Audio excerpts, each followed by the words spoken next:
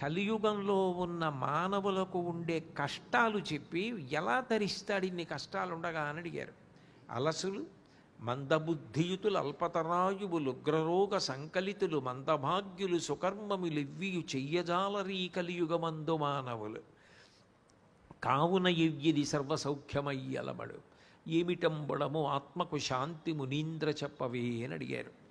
మిగిలిన యుగాల్లో ధర్మాచరణ మనకు అనుకూలమైనటువంటి పరిస్థితి.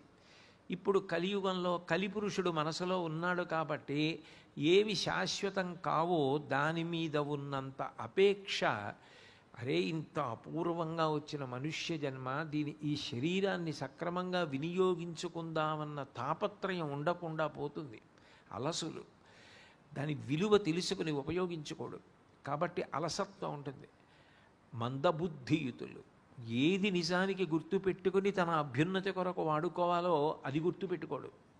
అల్పతరాయువులు 100 సంవత్సరములు ఆయుర్దాయం కలియుగంలో ఇవ్వబడిన 100 ఏళ్ళు బ్రతికినవాడు మేధస్సుతో జ్ఞాపక శక్తితో ఆరోగ్యంతో ఉండేవాడు ఎక్కడో తప్ప కనపడడం. ఉగ్రరోగ సంకలితులు ఎన్ని ఔషధాలు వస్తాయో అన్ని కొత్త రోగాలు వస్తాయి. ఉగ్రరోగ సంకలితులు మందభాగ్యులు. మందభాగ్యులు అంటే డబ్బు లేనివారు కాదు, చాలా ఉంటుంది.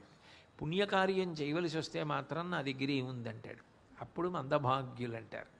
మందభాగ్యులు సుకర్మములివ్వియు చెయ్యజాలరీ కలియుగమందు మానవులు కావున ఎయ్యది సర్వసౌఖ్యమయ్యలవడు ఏమిటంబడము ఆత్మకు శాంతి మునీంద్ర చెప్పవే అని అడిగారు.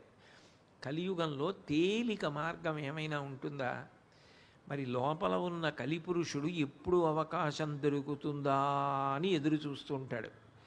తేలిక మార్గం కలిపురుష విజృంభణానికి కోపము రావడమే.